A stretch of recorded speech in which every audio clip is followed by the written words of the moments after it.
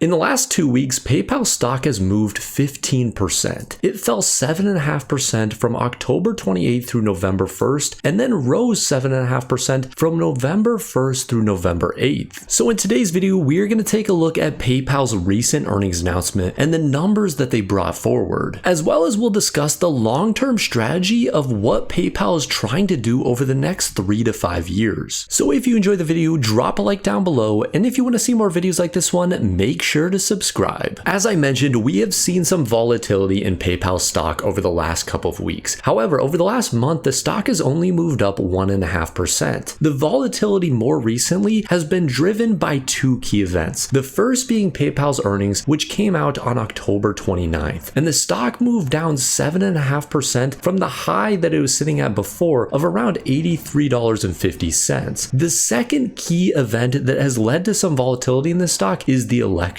After the election, we have seen PayPal's stock move up in a major way. And this large move up has a lot less to do with who exactly was elected and more to do with the loss of uncertainty. When investors are uncertain, it's difficult for them to price certain things in. And as we've seen that melt away, a lot of these investors now feel confident of where the US and the market is going to head over the next 4 years. For PayPal specifically, over the last month, it has underperformed the S&P 500. The S&P 500 is up around 3.5% as opposed to PayPal only being up 1.5%. However, year to date, the S&P 500 is up around 26.5%. Well, PayPal year to date has outperformed the S&P 500, rising 35%. Overall, how a company performs is going to be more important in the long run than macroeconomic conditions. Macroeconomic conditions can affect companies in the short term. However, over the long term, results driven by earnings and revenue are going to be far more important. And PayPal announced their earnings on October 29th. They presented EPS numbers of $1.20, which beat analyst expectations by around 12.16%, and revenue numbers of $7.85 billion,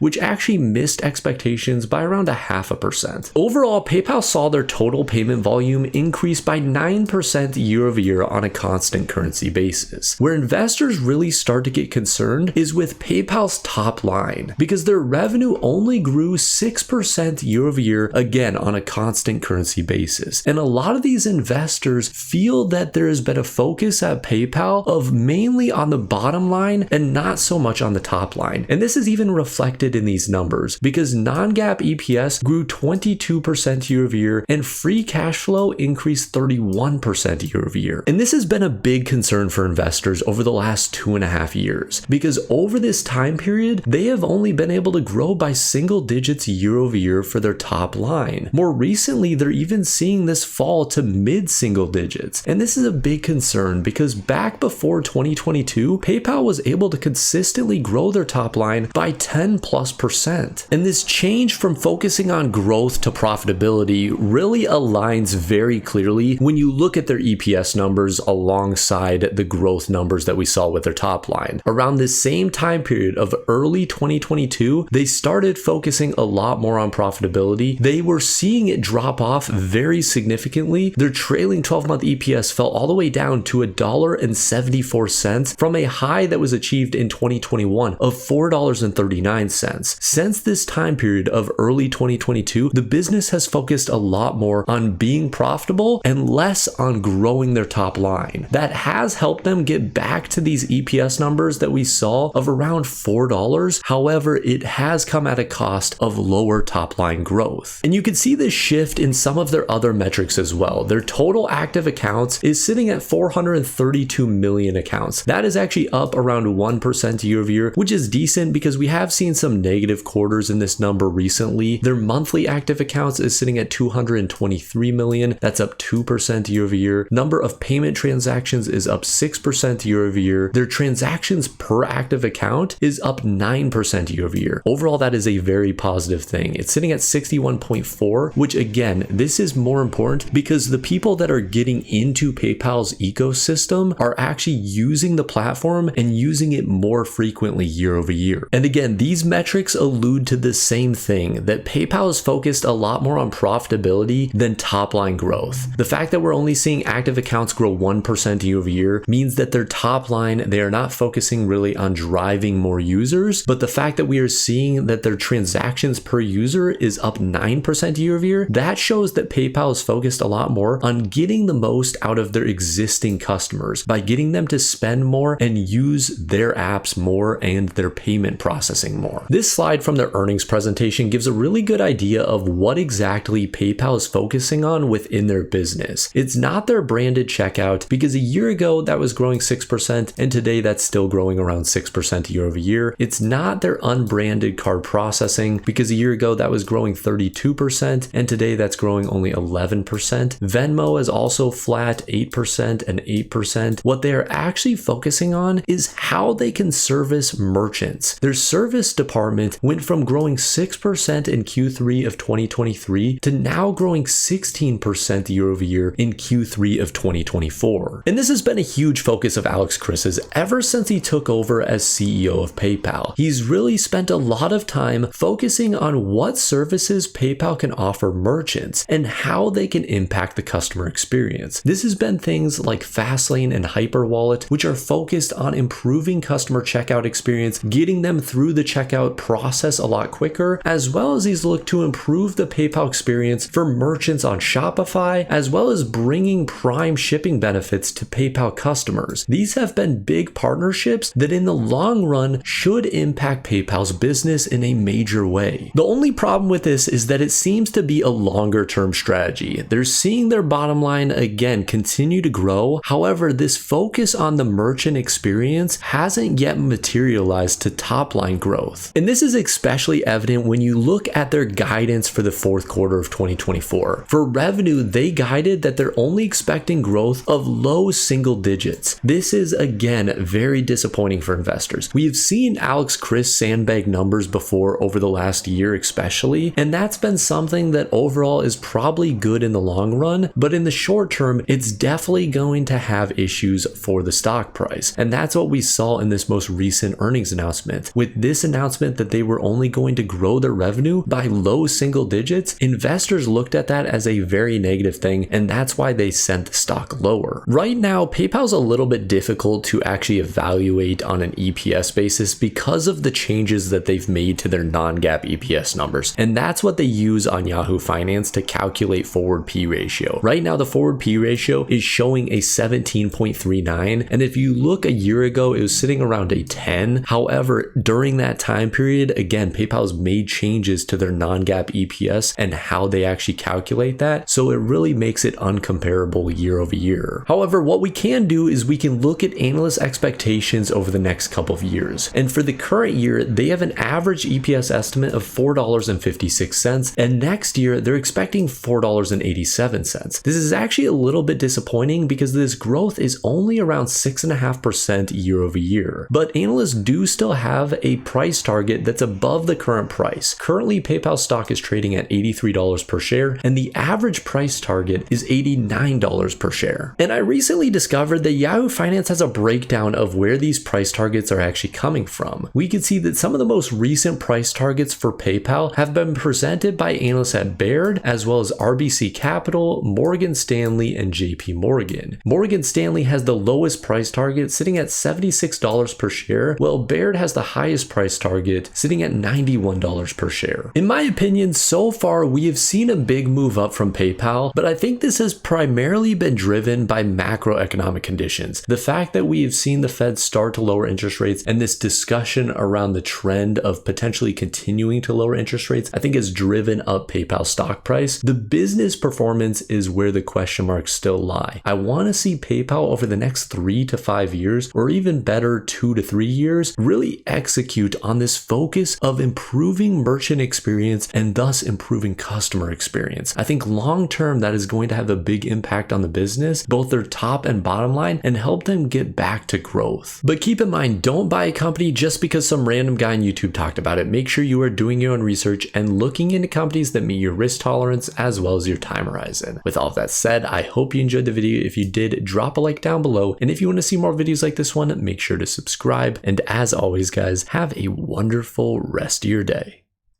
And for the joke of the day, what is the easiest building to lift? Check the comments down below for the answer. Thanks for watching.